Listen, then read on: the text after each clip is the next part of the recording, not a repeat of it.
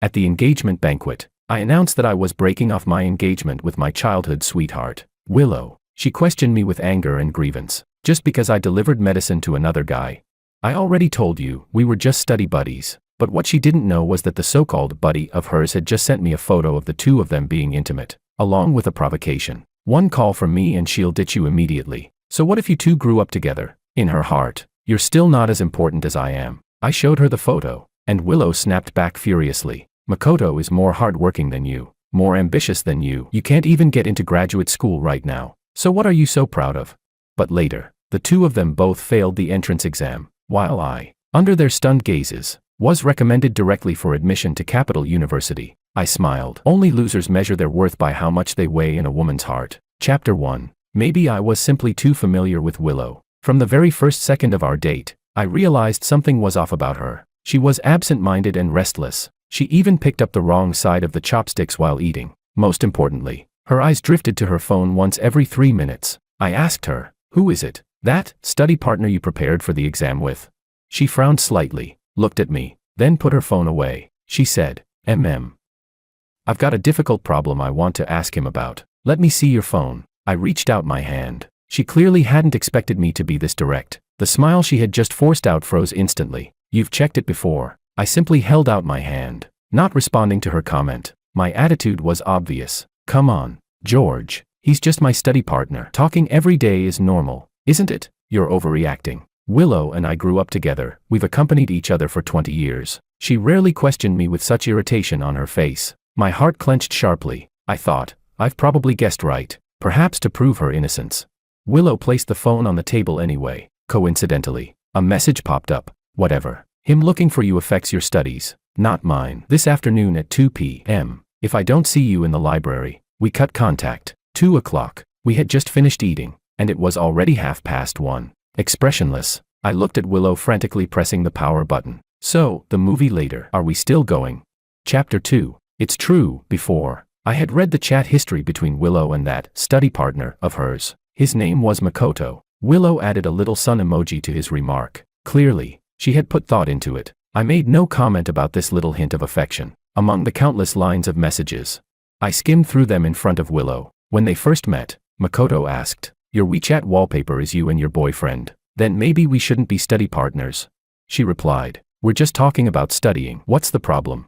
He sent back a laughing sticker. Fair enough. From then on, they saved seats for each other, brought each other meals. Reading further, when I saw the string of short and long voice messages, my heart jolted violently. They even called each other to wake up in the mornings. Willow said she was too busy studying, that she hadn't replied to my good morning and good night messages in a long time. Turns out, those sleepy, intimate early morning murmurs were being given to someone else. This kind of nearly crossing the line relationship made my breathing tighten. Yet Willow, sitting beside me, looked completely calm, as if, in her mind, as long as she behaved confidently enough, everything would seem justified. She fooled herself, and thought she could fool me too. When I handed her phone back, I was smiling. She leaned in gently and held onto my arm. "I told you I'd keep clear boundaries. So, do you feel relieved now?" My thoughts snapped back. In the restaurant, Willow checked the time, then looked at me. She let out a sigh. "George, I'm really under a lot of pressure. I already planned to meet him this afternoon to work on test papers. Can't you be more understanding?" I pressed down the trembling in my hand under the table and smiled. "Sure, go ahead." She didn't have the time to wonder why I was being so considerate today. She rushed out as if every second mattered. Chapter 3. I sat in the shop for a long time, staring blankly at the ring on my right middle finger. When did I first realize something was wrong with Willow? Ridiculously enough, yesterday. Just yesterday, Makoto contacted me first. "Bro, I swear, I'm done. You not taking the postgraduate entrance exam is one thing, but have you ever thought about Willow? You showing up to see her at this hour, you know how many practice problems she won't get to finish." I asked, "Who are you?" He typed for a long time, then sent this. "Don't worry about who I am. Compared to you, her boyfriend, I'm far more qualified to be by her side." The account was an alternate one, different from the avatar Willow had saved for Makoto in her phone. But on his WeChat moments, I saw plenty of posts about Willow. On a rainy road, he lifted his coat, and Willow laughed as she slipped herself into his arms. While he explained problems, the side of Willow's face leaned close to him, and the faint glimpse of pale, exposed skin, and one photo showed her crouching down to put his shoes on, and behind them, white hotel bed sheets. They were in a hotel. Caption: my obedient little kitten. You're useful for more than studying. My vision went dark. I nearly fell off the bed. After steadying myself, I still couldn't control it. I vomited violently. None of the photos showed faces. But after knowing Willow for so many years, how could I mistake her? Forcing myself to stay calm, I took screenshots of all the evidence. In my heart, a stubborn voice said, at the very least, I have to personally ask Willow whether these are real or not.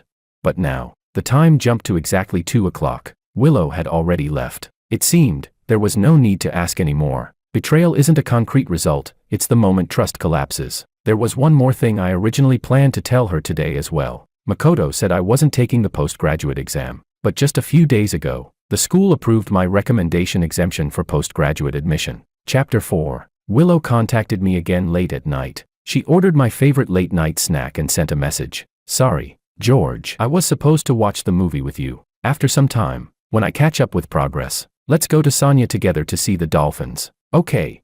I took the food from the delivery guy. It was my favorite, crab roe wontons. Willow knew everything, remembered everything. Yet even so, she still betrayed me. Why? Why did it have to happen? Maybe it was unwillingness. Maybe powerless anger. I desperately wanted a reason. I took out my phone and called Anna. She grew up with both me and Willow. What's wrong? She asked. As soon as she picked up, I calmly asked, Anna, tell me, why do people suddenly go bad? She was silent for a few seconds. Then a notification chimed. She sent me a screenshot. She said quietly, I don't know who you're talking about, but I've wanted to send you this for a long time. Stunned, I opened it. It was her chat with Willow. Anna asked, did George get a haircut? Willow replied in confusion, did he? He didn't tell me. Anna, speechless, asked again, then who was that guy who just went into the hotel with you? The timeline jumped half an hour forward. Willow finally replied, you must have seen wrong. I didn't go into a hotel. Anna said, stop pretending. I'd recognize you even if you were turned to ashes. Maybe that joking sentence broke the stiff atmosphere. Or maybe Willow desperately needed someone to vent to. She told the truth. Sigh, I know I shouldn't have, but do you get it? Me and George, we're like my left hand touching my right hand. My hand trembled. The phone slipped to the floor. The loud crash snapped me out of the breathless suffocation I was spiraling into. Chapter 5. That night, I didn't reply to Willow's messages. I sat in the dark, watching her calls come in one after another. She called once. I counted once. When my phone was about to die, I plugged it in again. It went on until 3 in the morning. I counted 127 calls. What happened, George? Don't scare me. Pick up the phone. Please don't let anything happen to you. Leaning back against the pillow, I recalled the night when we were 18. When the college entrance exam results were released, she also called me. Just like tonight, she called over 100 times. I hadn't picked up because I was out with friends, so she came straight to the private room. In the glowing eyes of the teenage girl, there was love she couldn't hide. 566. George, I can go to Beijing just like you. I stared at her in surprise. Ever since she heard I had been recommended for admission to a university in Beijing, Willow never reached out to me again. Sometimes when I greeted her at school, she didn't even lift her head. It seemed like she didn't dare to look at me. Her long hair was messy, and that dull gray hoodie, the one she had worn the entire last year of high school, she still hadn't had time to change out of. But even like that, her beautiful, delicate face was striking. My friends crowded around me, teasing, asking who she was. I smiled and said she was my friend. Suddenly she lifted her head and asked, George, can we be more than friends? I still remember the cautious look in her eyes. At 18, Willow was afraid of falling too far behind me, desperately trying to catch up. That girl, burning with passion, made my heart race chaotically. After we got together, I told her, it's okay, we're lovers. I can slow down and wait for you. She gently yet firmly shook her head. No, George, I don't need you to compromise for me. Later, every day I spent with Willow was filled with happiness. She understood me well. She even remembered the snack flavor I liked when I was 6. But she was right. We really had known each other for too long. The sky was brightening when I finally fell asleep. This time, Willow didn't come looking for me, and she never will again. People don't rot all at once. I just realized it too late. But once I did, then we should end. Willow, we're breaking up. Chapter 6. The next morning, I threw that sentence into Willow's chat window. Then my advisor called me in to guide the new applicants on their interview experience. By the time I returned, Willow still acted as if she hadn't seen the message. Expressionless, I prepared to block her. Just then, a familiar avatar popped up in my Moments feed. Makoto mentioned me. The accompanying photo was another picture. The difference was, this one showed a face. Willow's eyes and cheeks were flushed red, looking emotionally at the person holding the phone beside her. Day off. The puppy said she was hungry, but she's already been fed. A caption with obvious implications. I took a deep breath, my chest rising and falling uncontrollably. So she wasn't asleep. She wasn't studying. Letting out a self-deprecating laugh, I took a screenshot without hesitation. Suddenly, Willow sent a series of messages. Chapter 7. Break up. Why? Give me a reason. You disappeared for a whole night. I worried all night. And this is what you say to me? Reply to me. We've been together for so long, you can't just throw me away like this.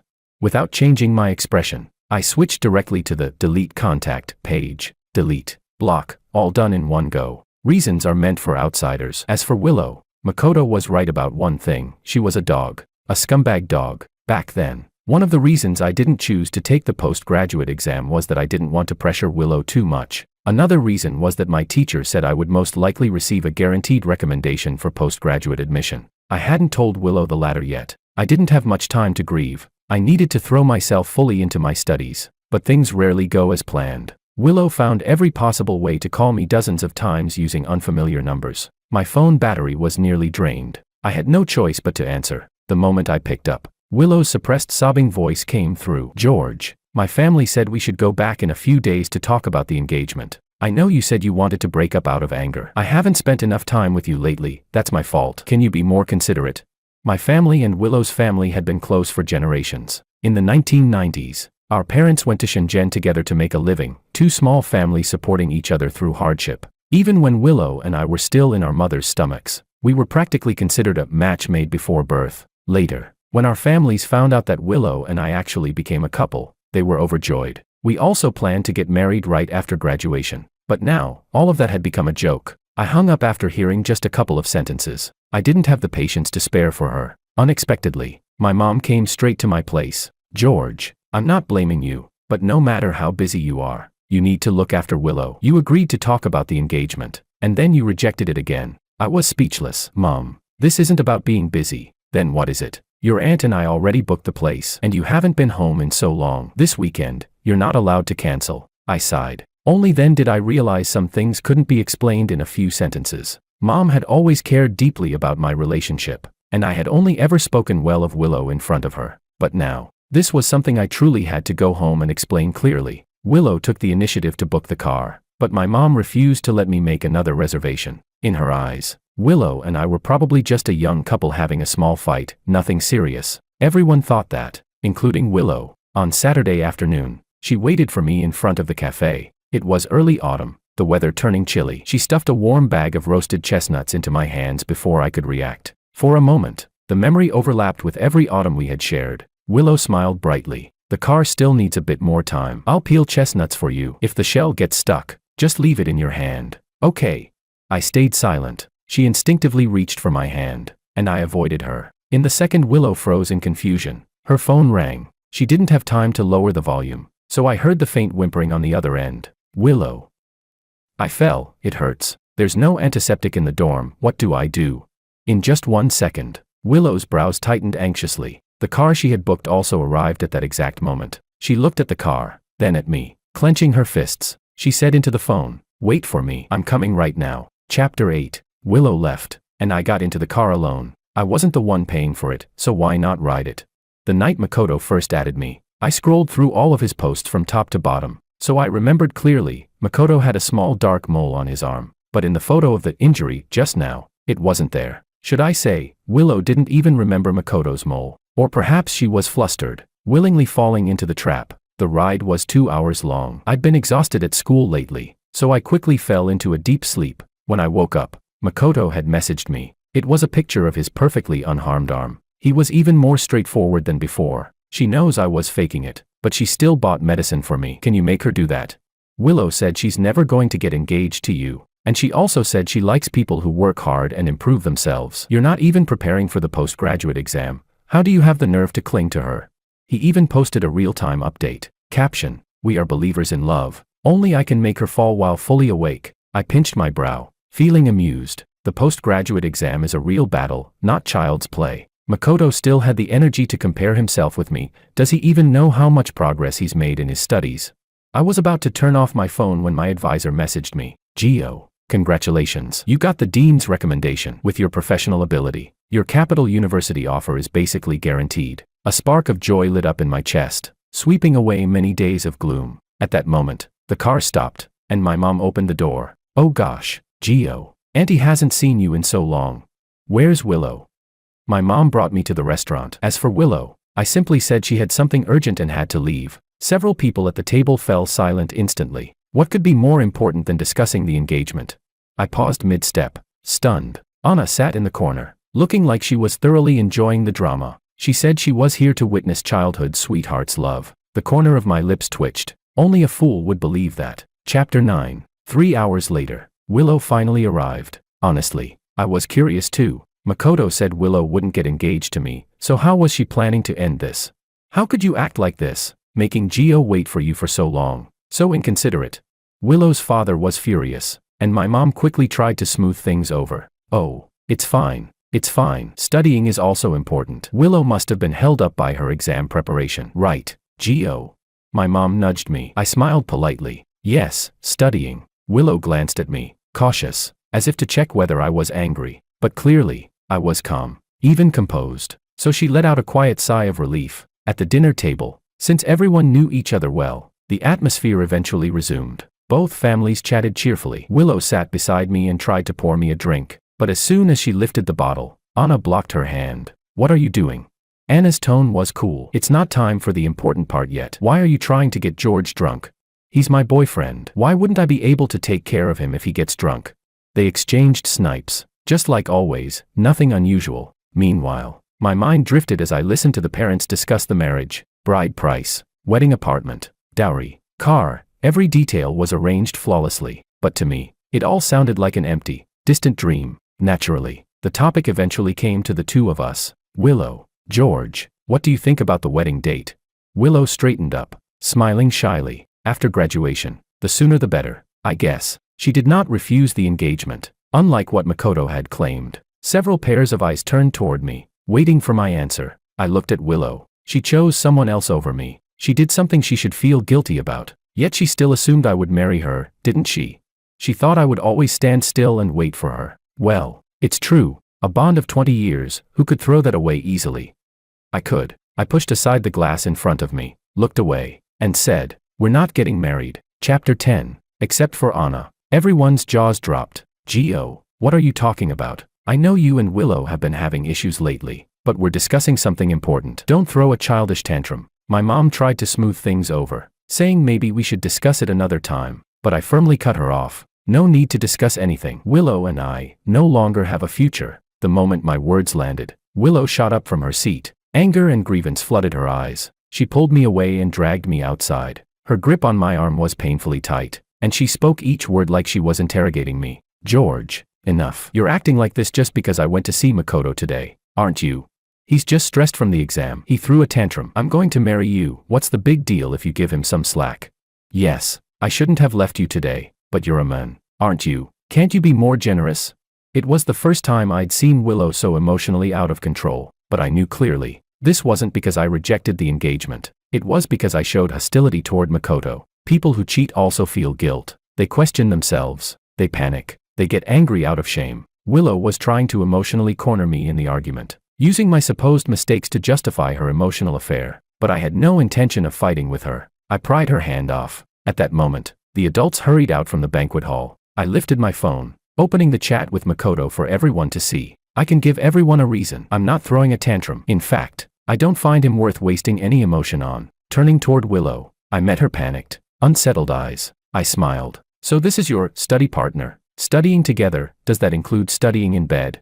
Empathy. Who are you empathizing with? Some people can't empathize with their own boyfriend. Yet they go, empathy this, empathy that, with the homewrecker. Chapter 11. I tapped into Makoto's moments and unexpectedly found that he had just deleted me. But that didn't matter. I still had plenty of backups saved in my album. These so-called proofs of their love, which they were so proud of, became humiliating evidence once exposed, leaving Willow flustered and helpless. Willow, what is going on with you? Willow's mother was trembling with anger, pointing at her as she questioned her harshly. My mom stepped in front of me protectively, her eyes turning red faster than mine. She had truly believed her son had found someone he could spend his life with. Willow's father raised his hand and slapped her across the face. Willow didn't dodge. The slap landed solidly, turning her head to the side, splitting the corner of her lip. Apologize to George. I waved my hand. Forget it. No need. Just make things clear. I had only one thought. From now on, I never wanted to have any connection with Willow again. An apology is an opportunity for the guilty to ease their conscience. I didn't need Willow's apology, but she opened her mouth anyway. I'm sorry, George. I did something wrong. Unexpectedly, Willow didn't try to explain at all. She actually apologized directly. Her lips were pressed tight, and she stood stiffly in place. When our eyes met, I couldn't read the emotion in hers. She wiped the blood from her lip, lowered her gaze, and her voice softened. Can we talk? Just the two of us. My mom stepped in front of me immediately. Talk about what? What is there left to talk about? Get away from my son. She was so emotional that her shaking finger nearly jabbed Willow in the face, but Willow kept her eyes on me, not backing down in the slightest. I pulled my mom back and nodded. All right, we can talk, but only once. If it was going to end, then it needed to end cleanly. Chapter 12. We sat in a dessert shop. Back in high school, we used to come here often. Under the heavy, suffocating atmosphere, Willow still ordered a vanilla sundae for me, just like she always did. We once talked about everything, but now, neither of us had the courage to speak. I was tired. Ever since I found out Willow cheated, every time I faced her, it felt like I was torturing myself. I sighed, stood up, and said, my mom's still waiting for me to go back and keep her company. Let's not waste time here. Wait. Her voice was hoarse. When I looked closely, I realized her eyes were red too. I'm sorry. If sorry is all you have to say, then I'm leaving. Don't break up with me, please. Her tone was sincere, carefully watching my expression. It reminded me of many years ago, when she asked if she could be with me, just as cautiously. It made me want to throw up. I said, Willow, you didn't eat anything just now, right? You don't feel disgusted saying that? Not breaking up, what exactly do you want? One woman serving two husbands. I'm the useless husband, and Makoto is your secret lover. Is that it? You're really playing quite wild. I couldn't suppress the turmoil inside me. Even the end of my sentence trembled. I knew Willow was someone with a strong sense of pride, and I had just torn apart the last layer of dignity between us. Willow froze for a few seconds, then suddenly lowered her head and laughed. Clenching her teeth, she said each word slowly. I did do something wrong, but when you say things like that, do you have any respect for me? George, do you think I'm still 17? Do you think I'll spend my whole life being at your mercy, chasing after you? Her anger spilled out. Her fingers turned white, gripping the rim of her cup. I was stunned. So this was what she had been thinking. Once, in Willow's eyes, I was bright and unreachable. I made her feel inferior, made her feel she had to chase me desperately to be worthy of me. All these years, she kept count of every wound, every grievance. The love I believed to be flawless had already rotted full of holes long ago. Willow sneered. Since there's no going back for us, I'll just say it. Makoto works harder than you. He has ambition. You can't even qualify for graduate school now. I don't know what you're so proud of. Chapter 13. Actually, I had never understood one thing. Since Willow already liked someone else, why didn't she just be straightforward and break up with me? Now, I finally saw it clearly. Willow was someone who worshipped strength. She liked men who were driven and ambitious. Her last sentence carried heavy mockery. Even though my heart twisted in pain, I still realized what she said was a reason she made up for herself. Whether from her standards in choosing a partner or from the perspective of our long relationship, I was her best option. Makoto was nothing more than a momentary infatuation. He might indeed be driven and hardworking, but Willow forgot, truly ambitious men would never let themselves sink into an inappropriate relationship. Willow and I had known each other for 20 years and loved each other for 4, and now, things had fallen apart in such an ugly way. Does it hurt? Of course it hurts. Every word she said stabbed into my heart, making my breath sting. But that was all. What needed to end must end. Once it ends, I still have my own path to walk. I was much more composed than Willow imagined. I simply curled my lips slightly and said, if you really want to talk about graduate school, graduate school, please. You're doing a cosplay of someone preparing for exams. A cold voice suddenly cut me off. I turned around and saw Anna leaning against the doorway. Willow's expression froze instantly. What the hell is that supposed to mean? Anna walked over and raised her eyebrows. Exactly what it sounds like. Hard to understand. Willow snapped back. This is between the two of us. Who asked you to interfere?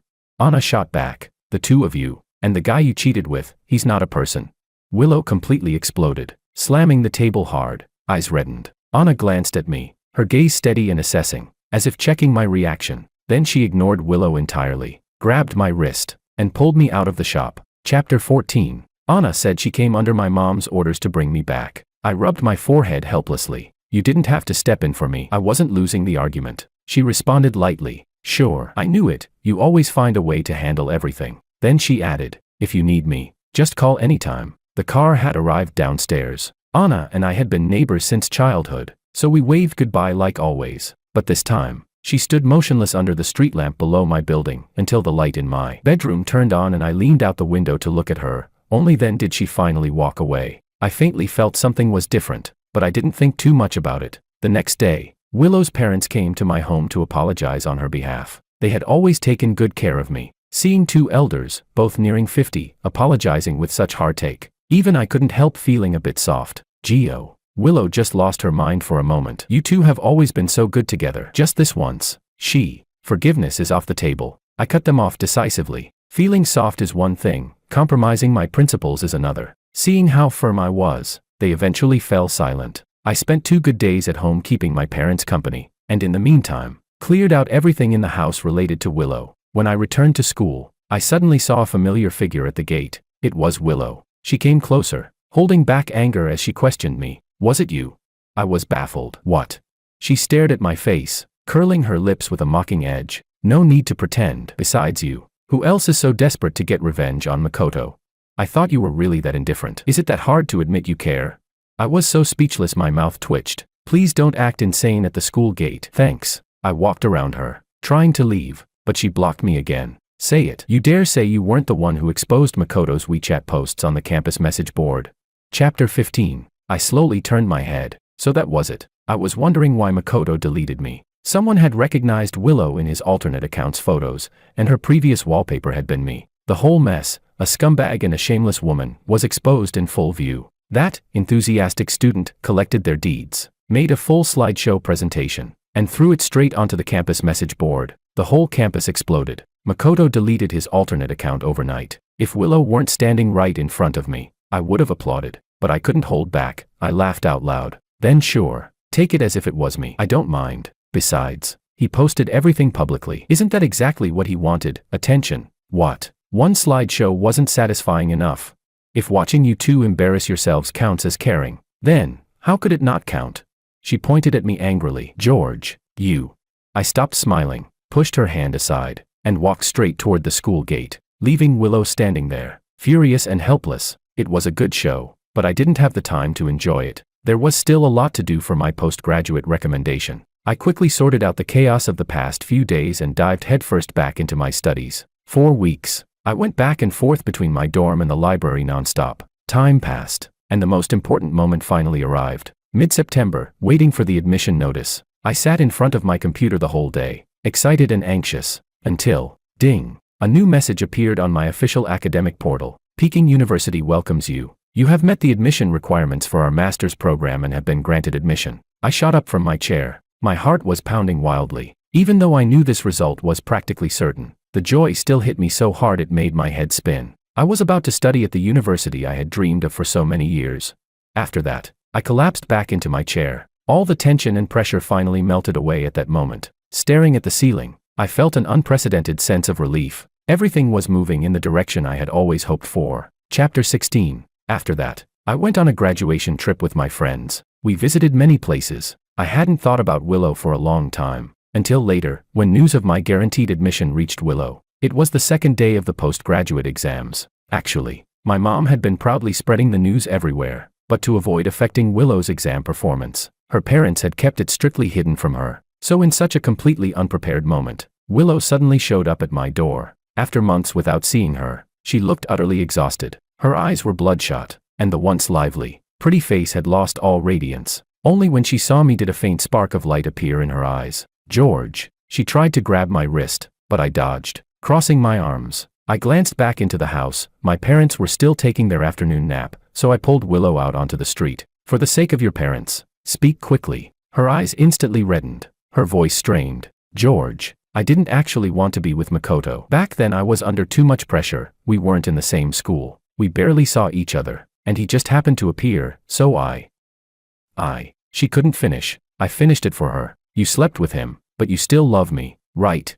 She froze for several seconds. I let out a laugh of disbelief. Listen to yourself. Even you can't say that with a straight face. Willow pressed her lips tightly together, tears welling up. She wiped her face messily, lowering her gaze. I'm sorry. I'm sorry. I'm so sorry. By the end, she was only choking on her sobs. I simply watched her cry with a blank expression. Inside, there wasn't even the faintest ripple, just like an outsider watching a play whose ending was already known. When I grew tired of it, I turned to leave, but Willow grabbed me abruptly. I've already cut things off with Makoto. Give me one more chance, please. I'm begging you, please. George, I won't ever do it again. I stared at her for a moment, then suddenly smiled, showing my white teeth. Is that so? Funny, because I heard you're pregnant. The child's Makoto's, right? What is it? He doesn't want to take responsibility. Chapter 17. In Willow's stunned gaze, I pulled her hand away, looked straight into her eyes, and said, Willow, this is the last time I'm saying this to you. We're over, and we've been over for a long time. Stop finding excuses for yourself. The moment you agreed to let Makoto get close to you, this relationship was already tainted. You allowed yourself to get carried away. It was your fault. Yet you kept trying to pin problems on me. You said I was arrogant, but honestly, the one who thinks she's untouchable is you. Just like you told Anna. Willow, we really have known each other too long enough that it felt like my left hand touching my right. But you're not the only one who gets tired. My love for you made you forget to look in the mirror. Morally, yes, I'm more decent than you. And emotionally, I'm not someone who can't live without you. From now on, we should never see each other again. I had always said Willow was a proud person. Originally, I wanted to leave her a shred of dignity. But honestly, there was no dignity left in our relationship. The pregnancy, that was something Anna told me. Ever since the campus message board incident, Makoto and Willow were attacked relentlessly by public opinion. They couldn't stay on campus, so they moved out. She and Makoto rented a place together, preparing for their exams in that little apartment. As for how their exam preparation went, well, just as Anna mocked earlier, they really did study something else. After telling me everything, Anna, usually carefree and laid back, suddenly sighed. I really don't know whether telling you all this will make you happy or sad. Back then, I had just received my admission letter, grinning from ear to ear. Listening to gossip is always delightful. When she saw I was genuinely smiling, Anna suddenly said, Since you're in such a good mood, can I ask you something? What is it? Would you consider giving me a chance?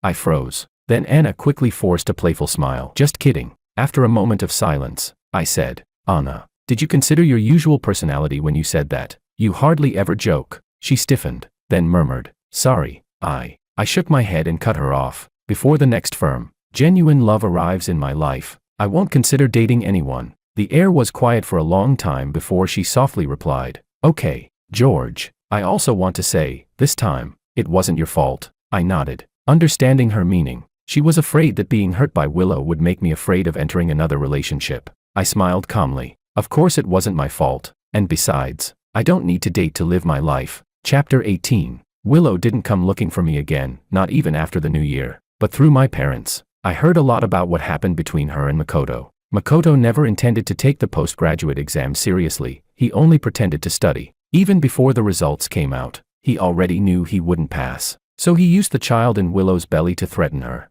demanding she marry him immediately. He came to her house several times, harassing them so much that Willow's parents were overwhelmed. As for Willow, toward a man whose entire being contradicted her standards in choosing a partner, she had long grown utterly disgusted. That was also why she came back to see me. In truth, she never loved Makoto, and she certainly didn't love me. From beginning to end, the only person Willow ever loved was herself. She liked the emotional value and psychological support that strong men gave her, because those were beneficial to her, nothing more. Later, Makoto contacted me too. His alternate account had somehow been revived again. The first message he sent was, I know you can help me reach Willow. Can you tell her to answer my calls?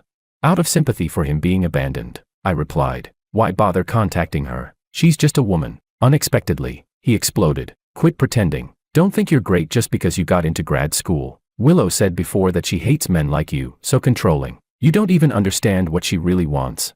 Clearly, he was still hopelessly delusional, so there was nothing more for me to say. On the day the exam results were released, a violent storm raged outside while I stayed curled up in my room playing games. Suddenly, my mom knocked on the door. Gio, I hate to tell you this but Willow has been waiting downstairs for a long time. I pulled open the curtains and looked down. Willow, dressed in a thin, snow-white dress, was standing motionless in the pouring rain. Gio, she insists she wants to see you. I closed the curtains, lay back on the sofa, and shouted, "Don't bother with her. She's insane." Chapter 19. Willow had the abortion, and she failed the postgraduate exam as well, just as I expected. Of course, Makoto failed too. Thinking back on all the arrogant, provoking things the two of them once said, all I feel now is amusement. During the days I waited at home for my admission letter, Willow still came looking for me often. Sometimes, when I was reading in a cafe, she would choose a seat far, far away. Then she would play a song I liked. I didn't acknowledge her, and she wouldn't approach me either. We kept a silent, mutual distance.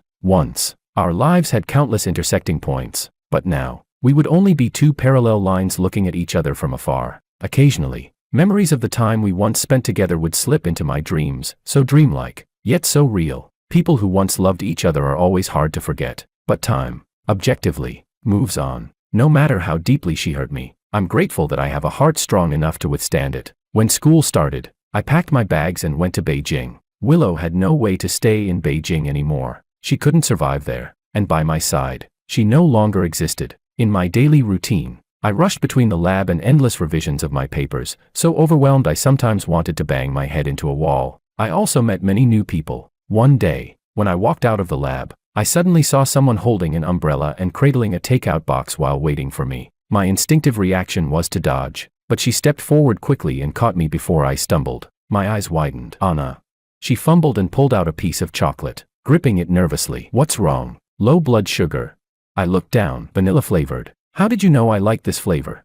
"Oh, just random." Anna said her company, which hired her through campus recruitment, had opened a branch in Beijing, and she had been transferred here. While helping her move, I complained, "No way, it's really such a coincidence."